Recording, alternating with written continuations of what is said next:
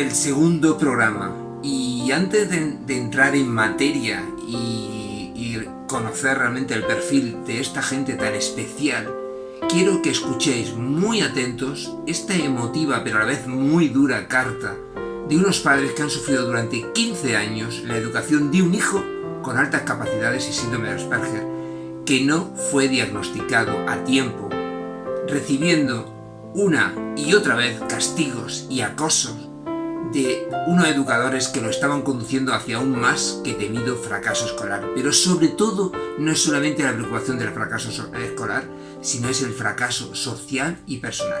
Tenían muchas ganas de que llegara este momento, porque esos padres que escriben esa carta somos mi mujer y yo.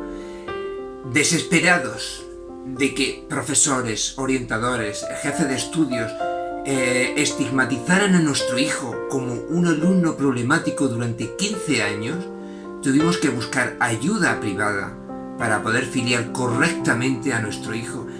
Pienso que el cargo que ocupan los profesores y los orientadores es de mucha responsabilidad y para eso tienen que estar mucho más preparados, porque hay que identificar a los alumnos con capacidades, con necesidades educativas especiales, porque es muy importante detectarlos en una edad temprana. Precisamente el principal motivo por el que me ha impulsado a mí a lanzarme en este estupendo proyecto y maravilloso, que estoy muy ilusionado, ha sido el hecho de ser testigo de que mi hijo ha sido víctima de una mala gestión educativa.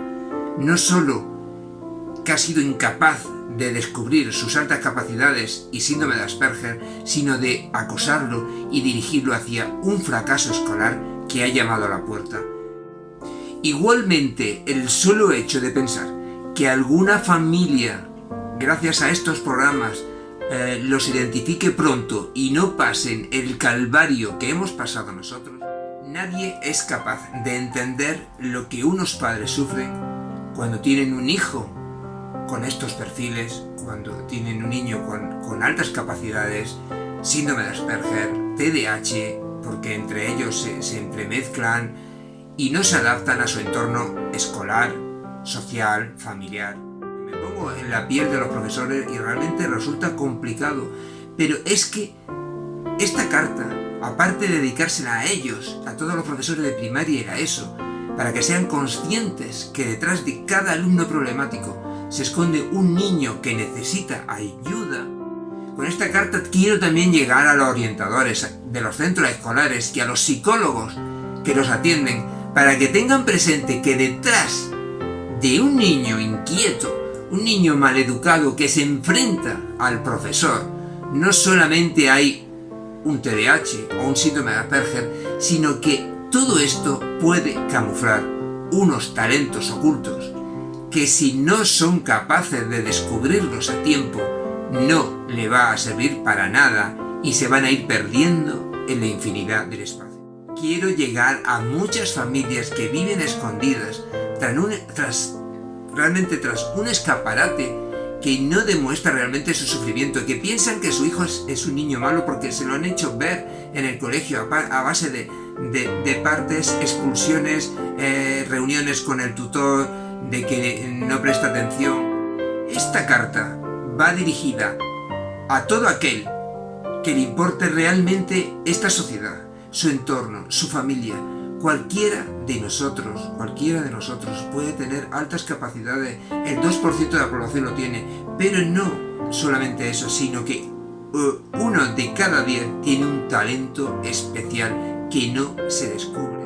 Y todos aquellos que quieran transmitirme toda su experiencia personal, siempre lo vamos a hacer con total discreción y con pleno anonimato, lo pueden hacer. Aquí abajo aparece la dirección de correo electrónico en la cual me podéis enviar, y también me lo podéis escribir por el WhatsApp del número de teléfono que viene aquí abajo. Así que espero que os guste esta carta. Es un poco larga, pero es una historia preciosa, emocionante y muy dura.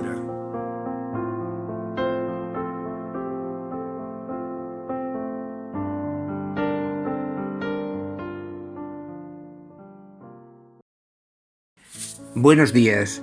Como padres, necesitábamos contar al mundo entero lo que nos ha pasado y nos sigue pasando, porque creemos que cualquiera de los que leáis esta carta podéis ser los protagonistas.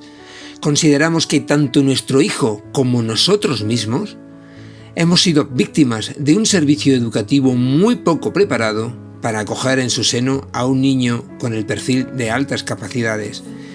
No le deseamos a nadie que sufran el calvario con el que hemos sido castigados sin merecerlo, y cómo comprobar que tras 15 años de educación descubrimos que la incompetencia de unos profesionales, hablando de profesores, orientadores, jefes de estudio, director de colegio, condenan a estos alumnos, estigmatizándolos y conduciéndolos con una actitud inapropiada y una formación que deja mucho que desear, al más que asegurado fracaso escolar. En nuestro caso, realmente, hasta que no recibimos el informe psicológico de la clínica privada a la que fuimos, ISEP Clinic, no se nos había ocurrido pensar jamás que la causa de los problemas de integración social y escolar que había arrastrado durante sus años escolares y la creciente escalada de desmotivación académica en la que había entrado fueran debidos al maltrato recibido por ser un alumno con necesidades educativas especiales por su perfil de altas capacidades y no ser diagnosticado ni sospechado en ningún momento, tanto por el equipo docente como el servicio de orientación. Por favor, no dejéis de escuchar esta historia, porque seguro que alguno de los que nos escuchan o alguno de sus familiares están sufriendo esta situación y les va a resultar muy familiar. El embarazo y el nacimiento de nuestro hijo fue muy deseado y esperado. Desde pequeño fue un niño muy sano, feliz, alegre, activo. Era el segundo hijo que teníamos, se llevan 4 años y realmente estábamos muy contentos. Su etapa infantil destacó por la gran intensidad emocional que imprimía a cada juego que empezaba, sus ganas de aprender, de afrontar retos. Le encantaba hacer puzzles y se lo teníamos que comprar tanto a él como a su hermano con muchas piezas porque los hacían enseguida. Aprendió a leer muy rápido, pero quisimos frenarlo ya que la experiencia que tuvimos con su hermano mayor no fue demasiado positiva. Precisamente por este motivo, su mejoría evolutiva se frenó en los primeros años de primaria, ya que iba demasiado sobrado para las actividades que les pedían. Por esa razón no quisimos que a él le pasara lo mismo. Como ya digo, éramos una familia feliz, estructurada, hacer cosas formaban su hábitat natural, pasó a educación primaria. Con 6 añitos no pudimos evitar que volviera a pasar. Leía perfectamente y manejaba los números con mucha facilidad, por lo que esos 2 primeros años de primaria no pudimos evitar que se quedara estancado en su evolución, ya que iba muy sobrado para las actividades que realizaba. Sin embargo, esto no pareció llamar la atención de sus profesores, que estaban más preocupados por la actividad incansable, por descubrir cosas, que por su marcha académica. De hecho, lo colocaban en las primeras filas del aula, porque en las últimas se distraía y no dejaba dar clase, y entonces eso le molestaba. Destacaba nuestro hijo por su curiosidad inagotable, pero sobre todo por ser muy sensible a las críticas, presentando una mala tolerancia a ellas. Es más, no entendía las regañinas que le imprimían los profesores porque simplemente estaba jugando, no las entendía. Fue sorprendente descubrir que entre los deberes, en todas las asignaturas, cuando revisábamos las libretas, a partir del curso de tercero de primaria, empezaron a aparecer escritas ideas, cuentos, canciones, y es más, a partir de los 9-10 años, nos llamó muchísimo la atención que el tema de la muerte empezase a ser el protagonista de sus escritos. Esta iniciativa literaria ha perdurado hasta el curso que acaba de superar 4º de la ESO, destacando por la profundidad de sus relatos, por el sentimiento que imprime sus canciones y por las ganas de gritar al mundo todo lo que tiene guardado en su interior. Nos preocupaba sobre todo la relación social que tenía con su entorno. No quería acudir a ninguna excursión organizada por el colegio. De hecho, no ha ido hasta el día de hoy a ninguna. Igualmente ha rechazado asistir a los campamentos de verano organizados en los últimos años de primaria. Aunque estuvo inscrito en 2 de ellos, con todo comprado y preparado, El día anterior se negaba a asistir. Desconocíamos el motivo. Igualmente, en sus fiestas de cumpleaños, invitábamos a todos sus compañeros para que nosotros como padres descubriéramos afinidades hacia ellos y abrir un abanico social donde que nuestro hijo se pudiera refugiar. Pero no terminaba de hacer grandes amigos. Estábamos realmente muy preocupados. No era normal en un niño de esa edad ese tipo de comportamiento. De todas formas, en ningún momento, pero digo en ningún momento, ni profesores ni orientadores se preocuparon de ello. En ningún momento. A partir de quinto de primaria empezó a no querer ir al colegio. Siempre ponía excusas para no asistir. Es más, por la mañana siempre se hacía el remolón, empezando a llegar tarde algunos días. Desde el colegio, durante los cursos de primaria, nos llegaba poca información. Es más, la poca que llegaba nos comunicaban que se trataba de un niño molesto que hablaba mucho en clase y no dejaba al resto de compañeros escuchar al profesor. También nos decían que cuestionaba a los profesores algunas cosas que decían o los deberes que le mandaban. Hago una pequeña parada en mi relato muy importante. Mucho cuidado cuando a esa edad un niño habla mucho en clase y cuestiona al profesor. Hay que pensar que puede tener altas capacidades. Nos sorprendió mucho enterarnos al final de sexto de primaria que pasaba más horas fuera de la clase que dentro porque hablaba mucho, preguntaba con insistencia al profesor y no dejaba dar la clase. En la tutoría de final de sexto se nos informó que aunque era verdad que lo tenían que expulsar bastantes veces, lo hacían por el bien del resto de alumnos, ya que él no tenía ningún problema para sacar buenas notas a nivel académico y aunque él estaba sobrado, al resto le hacía falta escuchar la explicación. Nuestro hijo tenía desmotivación escolar, no quería asistir al colegio, era considerado un alumno molesto en clase para los profesores, tampoco quería asistir a los eventos que organizaba el centro escolar, no tenía afinidad con sus amigos. Escuchar por el servicio de orientación del colegio que el problema podía venir de la propia educación que le estaba dando en casa, madre mía, de la propia educación que recibía por parte nuestra. Acudimos de forma desesperada, por no encontrar soluciones en el centro escolar, a psicólogos privados para que buscaran y trataran la causa al problema de nuestro hijo.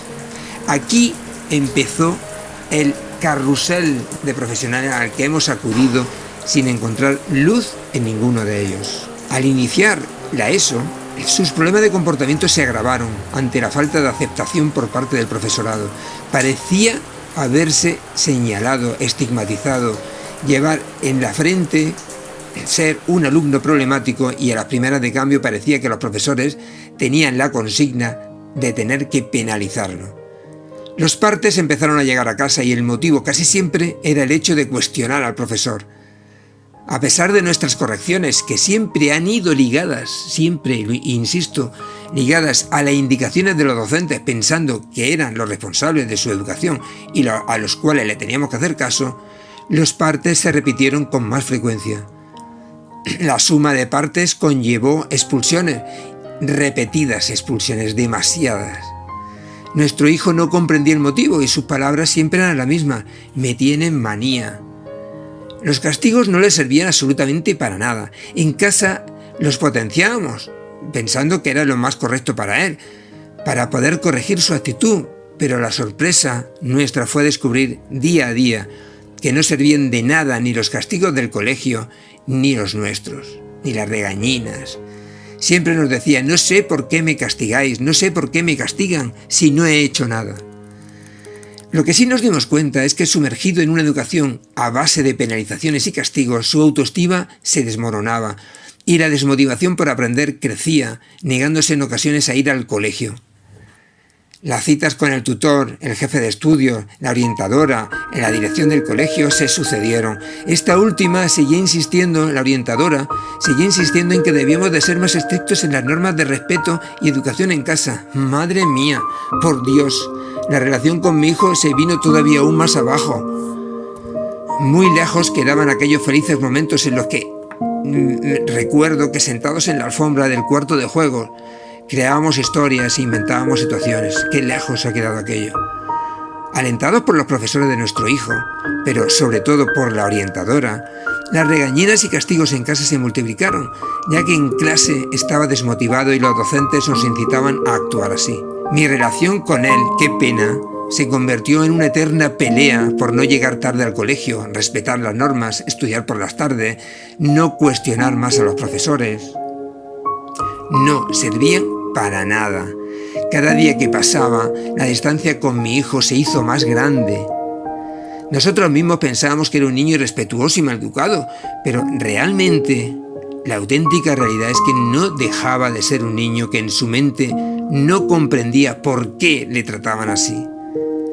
Desilusionado, desmotivado, ausente de interés escolar absoluto, no quería ir al colegio, alegando que allí lo único que hacía era regañarle, castigarlo, criticar su participación.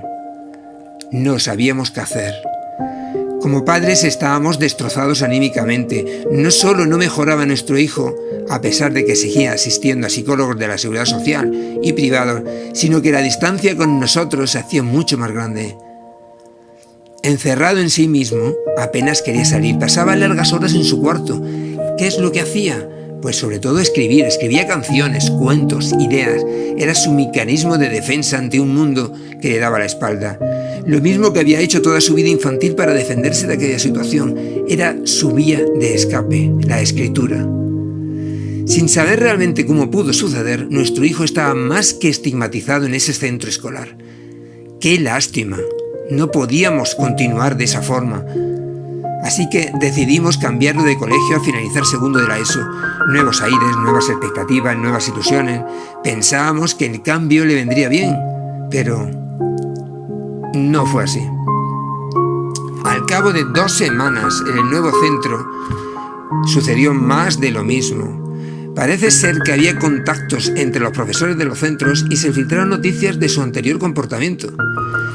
La desconfianza hacia su entorno, su baja autoestima, el sentimiento de rechazo, rápidamente también lo señalaron en el nuevo centro. Otro año más de castigo a un niño que no había hecho nunca nada malo, que destacaba por su respuesta académica, que le costaba hacer amigos. ¿Por qué? Otra vez más, en el nuevo centro, la orientadora, jefe de estudios y tutor nos aconsejaron que debido a su trastorno desafiante ante el profesorado, necesitaba ser expedientado y estudiado por la Delegación de Educación por tratarse de un niño violento. El psicólogo que en ese momento lo atendía por la Seguridad Social, menos mal que en ese momento lo conocimos, no comprendía esa actitud y nos ayudó para poder lidiar de la mejor manera posible con el centro y poder salvar tercero de la ESO. Completamente desorientados al respecto por la situación y por la mala adaptación de nuestro hijo, solicitamos otro nuevo cambio de centro. Esta vez lo íbamos a pasar a un centro público. Nuestros temores eran fundados. Volvió a pasar. La situación se volvió a repetir. Entrevistas repetidas con el tutor, jefe de estudios, orientadora. La única solución que daban eran más partes, más castigos, más expulsiones. Durante todos estos años, nuestro hijo no ha recibido otra propuesta que no haya sido esa. En ningún momento se nos indicó que lo lleváramos para que lo estudiaran o que podía tener algún daño psicológico que pudiera generar esta actitud en las aulas. Ni caso. La respuesta que recibíamos de forma repetida en este último centro por parte del jefe de estudios era, atención, que tenía 1000 niños a su cargo y que el nuestro no tenía ninguna necesidad de ayuda especial como para prestarle más atención a él que a los demás. Desolados por la situación no sabíamos qué hacer. Acudíamos a diferentes psicólogos y ya digo, este último fue el que nos ayudó un poquito más. Nos aconsejaron que lo metiéramos en un colegio interno para niños problemáticos. Gracias a nuestro psicólogo, aquel que lo defendió en tercero de la ESO y seguía ayudándole en este cuarto de la ESO, defendiéndole de las tropelías que nos proponían, le tenemos que estar tremendamente agradecido, se volvió a negar en rotundo a ello, alegando que nuestro hijo no se merecía eso y que si tomábamos esa decisión de ingresarlo en un colegio interno, repercutiría negativamente en él. No se me olvidará lo que me preguntó. ¿Es que te estorba tu hijo? Aquella pregunta la tengo clavada en mi corazón. En absoluto, por Dios, lo único que quiero es el bien para él.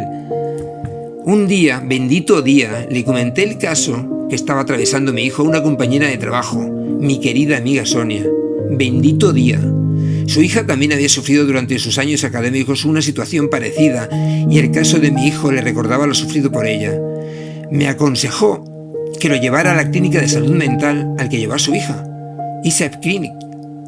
Allí le diagnosticaron a su hija de altas capacidades, pero no teníamos nada que perder. Tantos años recibiendo información de lo malo, malísimo que era nuestro hijo, teníamos que agarrarnos a un clavo ardiendo para averiguar qué es lo que realmente le pasaba. Tenía 15 años y la adolescencia lo alejaba todavía más de nosotros. Y cuando lo sometieron tanto a él como a nosotros a ese estudio tan riguroso durante más de 2 semanas, vimos a nuestro hijo súper motivado por aquellas pruebas. Fueron unos días en los que la relación con él mejoró y una pequeña luz al final del túnel pareció encenderse. Nos citaron una soleada tarde del mes de febrero. Cuando nos dirigíamos hacia allí, pensé, bueno, a partir de hoy volvemos otra vez a la realidad a la que estábamos acostumbrados. Nos dirán que es un niño normal, que es muy mal educado, que se enfrenta a la autoridad y crea problemas. Esas ilusionantes semanas llegaban a su fin. Nos sudaban las manos, nuestro corazón se aceleró y la tensión aumentó. Al llegar allí, lo primero que nos preguntó Laura, la psicóloga, fue ¿qué había pasado en la relación con mi hijo como padre para que me diera solo un 6% de afinidad a mí? Madre mía, un 6%. Los recuerdos se hicieron presentes. Como llegues tarde te quedas sin teléfono durante todo el día. Si no estudias te vamos a quitar el equipo de música. El próximo parte que te pongan en el colegio te quedas sin televisión durante toda la semana. Muchos castigos, muchos regaños, mucha distancia entre un padre y un hijo. ¿6%? ¡Qué pena! Soy una persona que me he desvivido por mis hijos y ese número jamás se me olvidará. ¿Qué había pasado? ¿Dónde se había quedado esos días creando historias en la alfombra? ¿Qué había hecho yo de malo para merecer esto? O mejor dicho, ¿qué me habían obligado a hacer?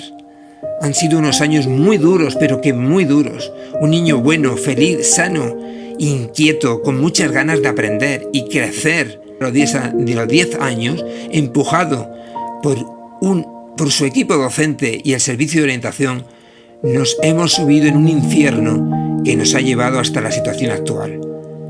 ¿Te estorba tu hijo? ¿Qué has hecho para recibir un 6% de afinidad? Madre mía, por favor, si vivo por mi hijo, ¿cómo pueden decirme y preguntarme eso? Llegó el momento, ese momento esperado con enorme ansiedad, el diagnóstico psicológico de nuestro hijo. Escuchamos muy nerviosos a Laura. No solo tiene un hijo excepcional, sino que es un superdotado en todos los terrenos. Enhorabuena. En ese momento pasaron por mi cabeza como una tormenta de recuerdos todos sus años de educación, sus enfrentamientos, sus castigos repetidos, la destreza que tenía en el juego de apalabrados cuando tan solo tenía 10 años y le mojaba a todos los competidores con los que participaba. Los partes de los profesores, sus bromas. No puede ser verdad. ¿Qué hemos hecho? ¿Cómo no nos hemos dado cuenta antes? ¿Cómo no se han dado cuenta antes en el colegio? En ese momento no sabes qué pensar. Te echas las culpas. Les echas las culpas. Un tsunami de pensamientos explota en tu mente. Muchísimas gracias, Sonia. Te estaré tremendamente agradecido el resto de mi vida. La causa de todos sus problemas estaba ahí. No se había diagnosticado a edades tempranas sus altas capacidades y eso había generado un progresivo deterioro académico y sobre todo una pérdida alarmante de su confianza e inteligencia emocional. En ese momento realmente no era consciente de lo que significaba tener un hijo con altas capacidades. Os digo, después de estos 6 meses me he empapado del tema y tengo que reconocer que no tenía ni idea de que estos niños necesitaran un tratamiento educativo muy, pero que muy especial. Mi hijo, por desgracia, la autoestima la tenía hundida, la inteligencia emocional estaba en menos del 15%. ¡Qué pena! Como buenos padres, a lo largo de su formación académica, le hicimos un caso fehaciente a las instrucciones de los docentes y de los gabinetes psicológicos de los centros escolares donde había cursado sus estudios. Apoyamos sus directrices que creíamos que eran las más adecuadas. Como profesionales que son, apoyamos los castigos y sanciones que el centro educativo le imponía porque considerábamos que era lo más acertado. Ellos pensaban que era un niño muy travieso que teníamos que corregir. 15 años tiene ahora. El fracaso escolar está llamando a su puerta. ¡Maldita sea! Hemos confiado en esos profesionales que se han encargado de formar a nuestro hijo. ¡Maldita sea el día que confiamos en ellos! Hemos apoyado sus castigos. ¿Cómo no nos hemos dado cuenta antes? ¿Por qué nos hemos cegado tanto? En ningún momento han pensado que la posible causa de su alteración del comportamiento radicara en que se trataba de un alumno con perfil de altas capacidades. ¿Cómo lo van a pensar si no tenían ni puñetera idea de cómo es ese perfil? ¿Por qué ninguno de ellos lo ha pensado? Yo hago un símil con la medicina. Imagínate que acudes durante 12 años al médico por dolor de estómago y te manda omeprazol de forma continua para calmarte el dolor sin pedir ninguna prueba que descarte otras causas. A los 12 años te descubren que tienes cáncer. Es un ejemplo muy exagerado, pero es muy similar a lo que le pasa a estos niños, que más del 50% terminan en fracaso escolar. El cáncer de la desmotivación los ha invadido y, lo digo por mi experiencia personal, cuesta mucho frenar su desahucio académico. Cuando nos informaron de que teníamos un hijo con muchos talentos ocultos, no pude evitar llorar. Sí, lloré muchísimo, lloré de impotencia, de rabia, de odio. ¿Cómo no habíamos sido capaces de descubrir como padres que nuestro hijo había nacido con este perfil? ¿Cómo no hemos sido capaces? Lo primero que pensé, tengo que pedirle disculpas a mi hijo, por Dios, tengo que darle la cara y decirle que no he sido capaz de entenderlo. 15 años viviendo con él y hemos sido incapaces de ni siquiera sospecharlo. Nos acusaba el servicio de orientación de que posiblemente el problema de nuestro hijo pudiera venir de que en casa a lo mejor había un mal ambiente. Madre mía, ¿mal ambiente? ¿Familia desestructurada? Por favor, ¿no se te ocurre pensar que nuestro hijo puede que necesite una ayuda por ser un alumno con características especiales? Nos planteamos tantas cosas que el vello se me pone de punta nada más que pensarlo. Eso sí, como padres obedientes seguíamos haciendo caso de los incompetentes docentes y orientadores que fueron incapaces de ni siquiera descartar esta posibilidad, y reforzamos sus castigos en casa porque ellos así lo recomendaban.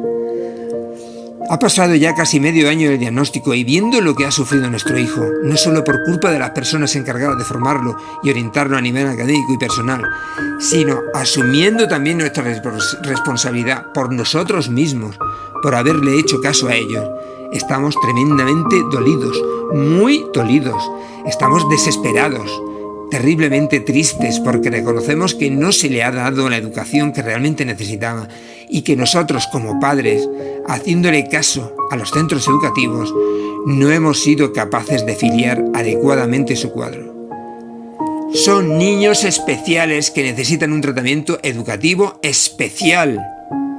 Ese 2% de la población con altas capacidades y ese 10% de la población con talentos simples y múltiples tienen que ser diagnosticados a edades tempranas para conseguir que sean felices, evitar el más que probable fracaso escolar del 50 al 75% si no se descubre a tiempo y conseguir que sus virtudes y talentos florezcan. Es una pena que solamente el menos del 0,3% de la población sean diagnosticados. Esta carta va dirigida a todos los padres que tienen un hijo en edad escolar, que no consigue adaptarse a su entorno. Va dirigido también a todos los profesores de primaria, pero sobre todo también a los de secundaria y también de bachillerato, para que tengan presentes que existen las altas capacidades y no se da precisamente en los alumnos de sobresalientes, sino todo lo contrario, en aquellos niños problemáticos que cuestionan al profesor, hablan en clase, son molestos y sus notas no son destacadas. Esta carta también va dirigida a todos los orientadores de los centros educativos para que lleguen hasta el final del diagnóstico de los niños problemáticos, ya que muchas altas capacidades, por desgracia, se diagnostican de TDAH o trastorno negativista desafiante, trastorno disocial depresivo o, lo que es más grave, trastorno agresivo de conducta, estigmatizándolos y empujándolos a un abismo donde el fracaso escolar es el protagonista. Quiero que esta carta llegue también a las diferentes delegaciones de educación y a todos sus responsables para que gestionen más recursos con el fin de formar adecuadamente a todos sus docentes y contraten profesionales cualificados en los diferentes servicios de orientación de los colegios para que sean capaces de descubrir más alumnos con estas características tan especiales. Digo cualificados porque dudo de la formación de algunos de ellos. Es una pena que menos del 0,30% de la población esté diagnosticado cuando, repito, el 10% de ella nace con talentos simples o múltiples, o ese 2% en el que hay que insistir tiene altas capacidades. Me parece una barbaridad que solo sea un 0,3 en vez del 2% el que esté diagnosticado. ¡Qué barbaridad! ¡Qué pérdida de talentos! Y otra cosa muy importante, cuanto más tarde se diagnostican a estos niños, más difícil resultará que disfruten de sus talentos y mucho más problemas de adaptación tendrán a esta más que complicada sociedad humana que nos ha tocado vivir. Espero que esta carta sirva de ejemplo para que muchos de las que la lean o la escuchen piensen en alguien que pueda tener este perfil y le ayuden para no terminar desahuciando sus talentos y estigmatizándolos socialmente como ocurre en múltiples ocasiones. Muchas gracias.